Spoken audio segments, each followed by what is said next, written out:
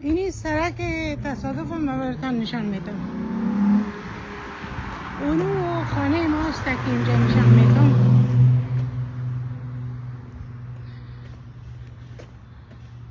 من از خانه بر آمدم که اینجا شیشه ها رو جمع کردن. از خانه بر آمدم که دور بخورم تو برم پیاده روی این طرف، یعنی من روبروی خانه میرم. باور کنین در این سرکی که ببینین نه چهارراه هست و نه هایوی هست، اینه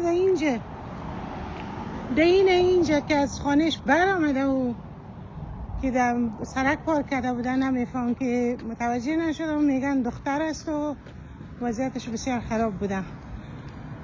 که دختر خانه خودش بوده یا خانه بویفرندش آمده بوده معلوم نیست که چی شده بوده. این شو که در اندازه درین کرده که صبح بسیار گنگس بوده که حتی چراغ پشت سرش ندیده. خب آدم وقتی که دورو میخوری خوب حالی ببینین این سرک چقدر خلوت است. اگر خود همین سهلنگاری خود آدم نباشه در این سرک تصادف نمیشه. ولی باور کنین این قدر که تصادفی در لس آنجلس هست در هیچ جای امریکا نیست، هیچ جایش.